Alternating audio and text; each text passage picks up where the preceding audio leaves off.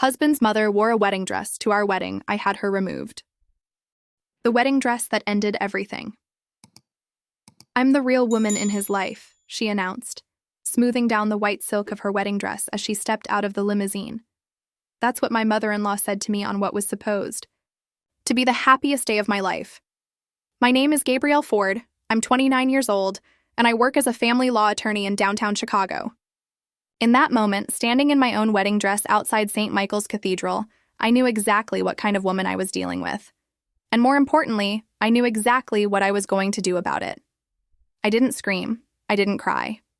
I simply nodded to Marcus, our security coordinator, and said calmly, "Please escort Mrs. Harrison off the premises. She won't be attending today."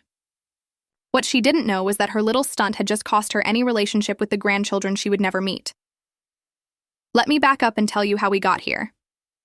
I met David Harrison 3 years ago at a legal conference in downtown Chicago.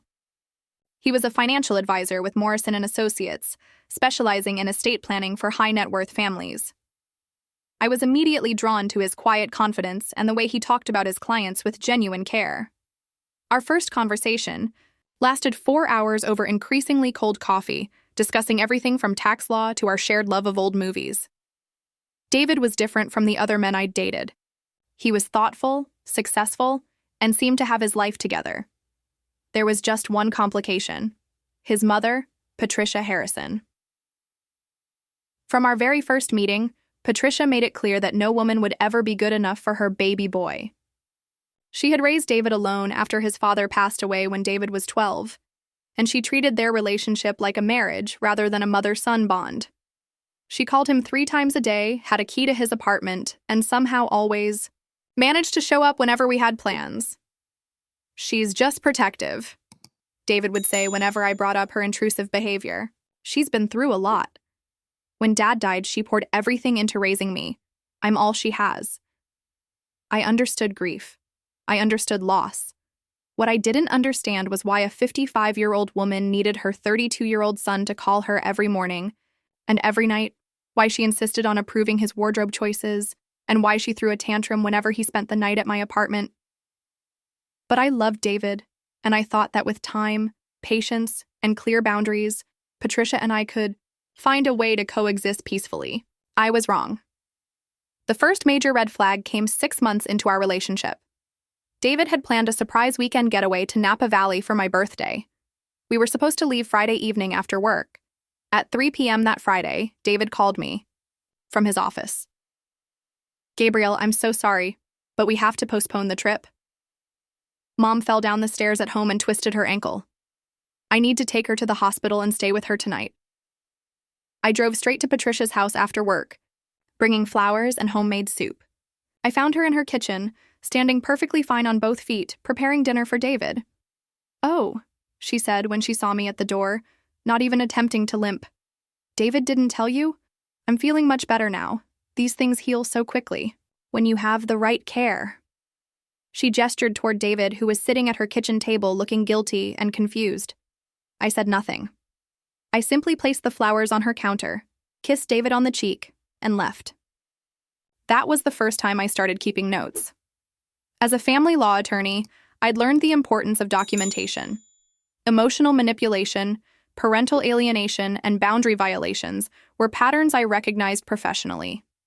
I just never expected to experience them personally.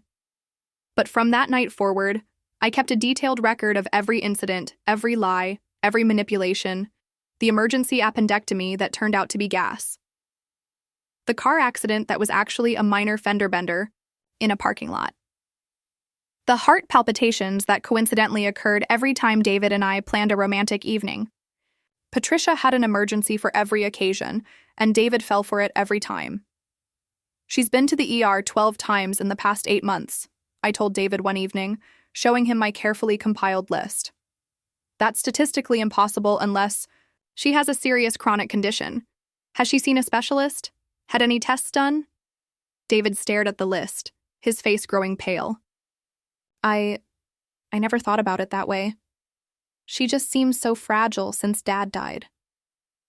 "David, your father died 20 years ago. That was the conversation that changed everything." David started setting boundaries. He reduced his daily calls to once every few days. He stopped giving her a key every time he changed his locks.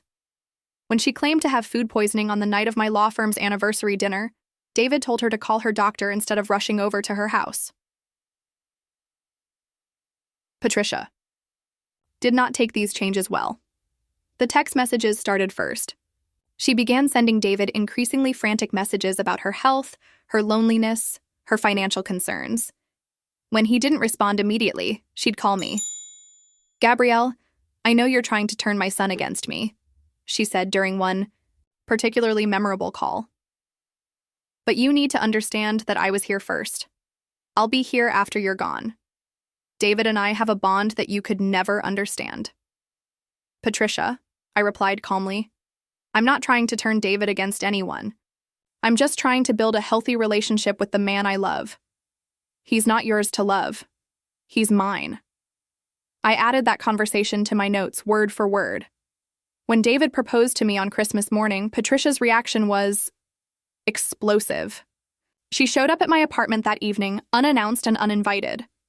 "You think you've won," she said, pushing past me into my living room. "But this engagement won't last. I know David better than you ever will, and I know he's just going through a phase. He'll come to his senses. Patricia, I think you should leave. I've already spoken to Father Martinez at our church. He agrees that David is making a mistake. He's too young to get married. He has too many responsibilities to his family." "David is 32 years old. What responsibilities are you referring to?" "Taking care of me, supporting me, being the man of the house. That's what his father would have wanted." I walked to my door and opened it. "This conversation is over. Please leave my apartment." She left, but not before turning around and saying, "This wedding will never happen. I'll make sure of it." I added that conversation to my notes as well. The wedding planning process was a nightmare. Patricia inserted herself into every decision, from the venue to the flowers to the guest list. She demanded to approve my dress, my menu choices, and even my choice of bridesmaids. "I think you should reconsider having your sister as your maid of honor," she told me during one particularly intrusive phone call. "She's divorced. That's bad luck for a wedding." "Patricia, Sarah's divorce has nothing to do with my wedding. I think I should be your matron of honor instead. I know David better than anyone. I should be standing beside you when you marry him." The matron of honor traditionally comes from the bride's side of the family. Well, I'm going to be your family now. The most important family David has ever had. When I told David about these conversations, he was mortified. He called his mother and told her firmly that she needed to respect our choices and our boundaries. He told her that if she couldn't be supportive, she wouldn't be involved in the wedding planning at all. Patricia's response was to book herself a dress fitting. "I want to look perfect for David's special day," she told the bridal shop consultant when I arrived for my final fitting appointment. She was standing there in a cream-colored dress that was clearly intended for a bride. "After all, I'm the most important woman in his life." "Ma'am," the consultant said carefully, "traditionally, the mother of the groom wears something in navy, burgundy, or another darker color. I don't care about traditions. I care about looking beautiful for my son." I took pictures. I documented the date, the time, the witness. I added it all to my file. The final straw came 1 week before the wedding.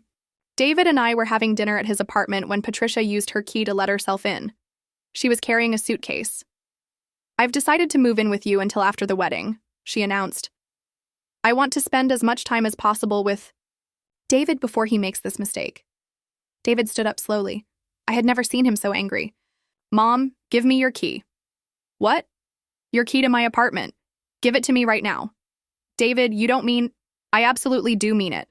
You just called my engagement to the woman I love a mistake. You've been undermining our relationship for 2 years, and I'm done. Give me the key and leave." Patricia started crying. "You can't choose her over me. I'm your mother.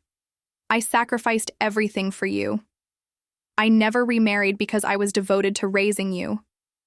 I never had my own life because everything I did was for you. That was your choice, Mom, not mine. And it's not Gabrielle's responsibility to pay for it." She left the key and walked out, but not before turning to me and saying, This isn't over. I should have seen the wedding dress coming. The morning of our wedding was perfect. October 15th, 2023 dawned clear and crisp, with that golden autumn light that makes everything look like a painting. I woke up in the bridal suite at the Palmer House Hotel, surrounded by my bridesmaids, my sister Sarah, and my mother. For the first time in months, I felt completely relaxed. Patricia had been silent for the past week, and I dared to hope that she had finally accepted our marriage. I spent the morning getting ready with the calm focus that had served me well in courtroom battles. Hair at 9 a.m., makeup at 10:30, photographs at noon. Everything was running perfectly on schedule.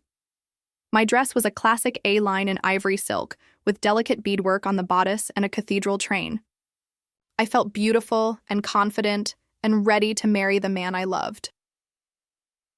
At 2 p.m., our photographer suggested we take some outdoor pictures before heading to the church. That's when I saw the limousine pull up in front of the hotel. Patricia Harrison stepped out wearing a white silk wedding dress. Not cream. Not ivory. Not champagne. White. Bridal white, with a full skirt, a sweetheart neckline, and a short veil attached to her hair. She looked like she was the one getting married. "I'm the real woman in his life," she announced to me, to my bridesmaids, to the photographer, and to the small crowd of hotel guests who had stopped to watch the spectacle. "I'm the one who has loved him unconditionally for 32 years. I'm the one who will never leave him." That's when something clicked into place inside my mind. Not anger, not hurt, cold professional calculation. I pulled out my phone and dialed Marcus Rivera, our security coordinator. "Marcus, this is Gabrielle. I need Patricia Harrison removed from the premises and banned from the church. She's wearing a wedding dress to my wedding and creating a disturbance." "Ma'am, are you serious?" "Completely serious. I'll pay the overtime for extra security at the church. Make sure she doesn't get within 500 feet of the ceremony." Then I called my sister. "Sarah, I need you to document everything that just happened. Pictures, video, witness statements from anyone who saw her arrive. Everything." Finally, I called David. "Gabriel, is everything okay? I'm getting ready to leave for the church. Your mother just showed up to our wedding in a white wedding dress." Silence. "David?" What?" "She's wearing a wedding dress to our wedding. A white wedding dress. She announced to a crowd of people that she's the real woman in your life. Where is she now? Security is removing her. She won't be at our wedding." "Good." His voice was cold. "I'm so sorry, Gabriel. This is unforgivable." "I know. We'll deal with it later. Right now, let's just get married." The wedding was beautiful. Patricia's absence was barely noticed by our 150 guests, most of whom had their own stories about her inappropriate behavior. David's best man simply announced that Mrs. Harrison had been delayed by a family emergency and wouldn't be able to attend. David and I danced to "At Last" by Etta James, surrounded by people who loved and supported us. For those few hours, Patricia Harrison didn't exist in our world, but I hadn't forgotten about her. 3 days after we returned from our honeymoon in Tuscany, I called Patricia. "I think we need to have a conversation," I said calmly. "I have nothing to say to you." "That's fine. You can just listen. I'm a family law attorney, Patricia. I specialize in cases involving parental alienation, emotional abuse, and boundary violations. For the past 2 years, I've been documenting every attempt you've made to interfere with David's life and our relationship." "I don't know what you're talking about."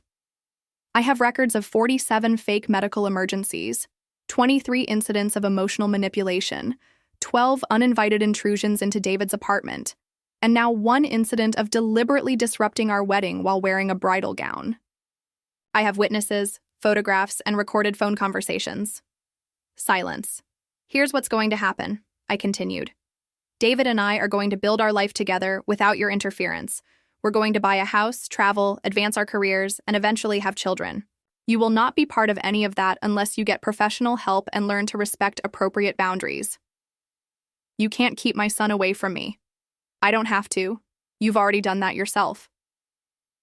David watched you try to destroy the most important day of his life because you couldn't stand to share his attention for one afternoon. He's done with your manipulation, and he's done with your drama. He'll come back to me. He always does. Patricia, David is 32 years old.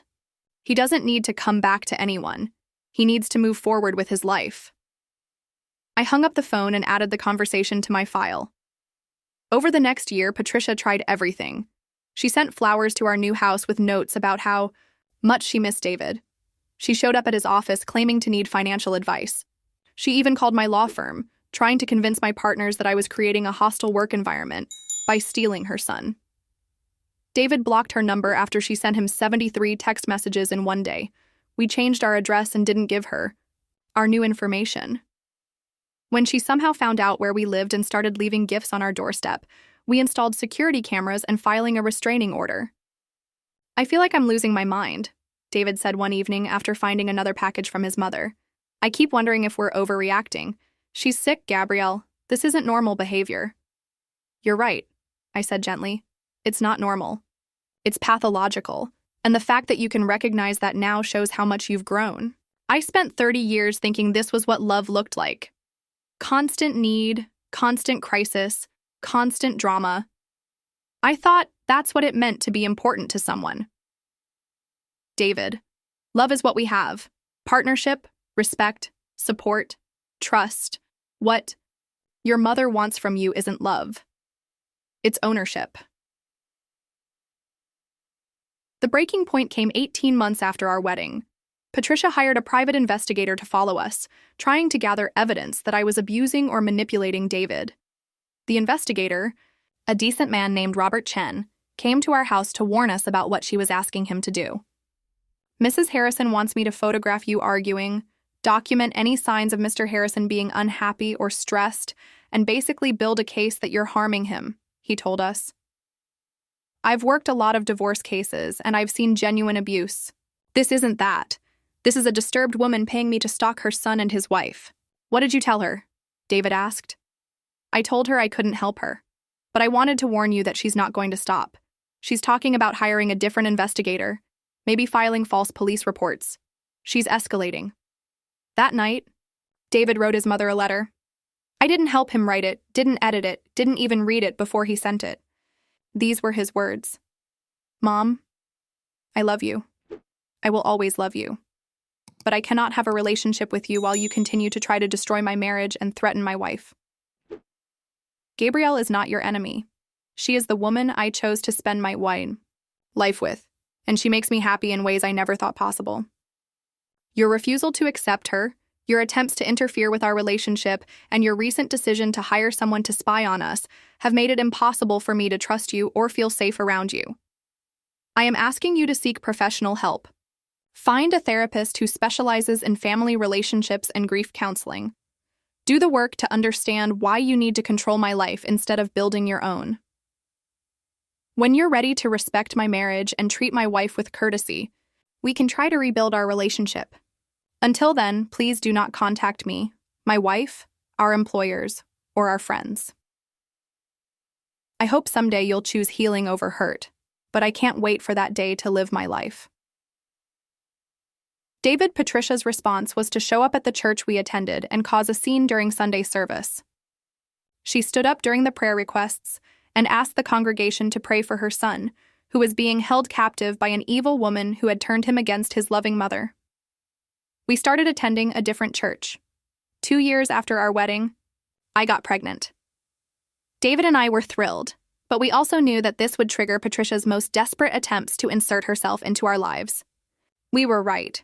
She somehow found out about the pregnancy before we had announced it publicly and started calling my doctor's office, claiming to be my mother and trying to get information about my medical care.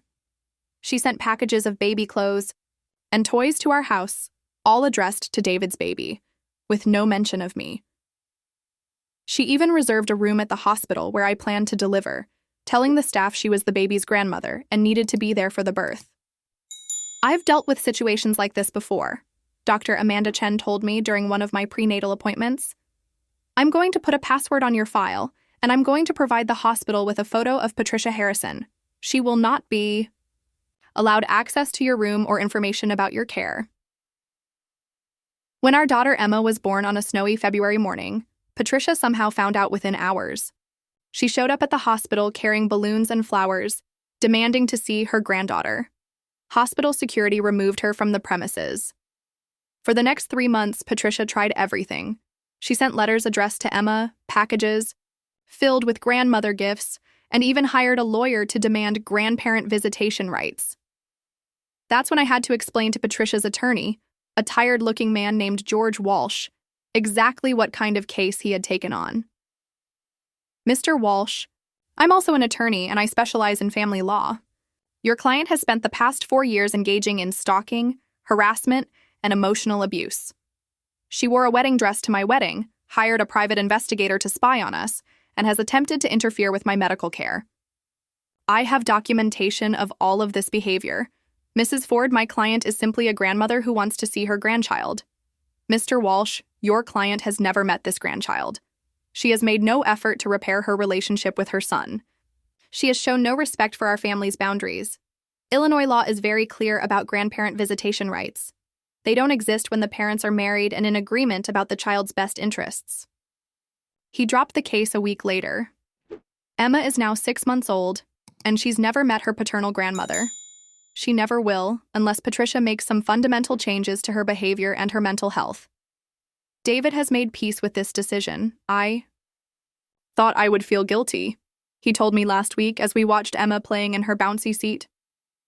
But I look at our daughter and I think about the kind of childhood I had, walking on eggshells, managing my mother's emotions, never feeling like I could have my own life, and I know we're making the right choice.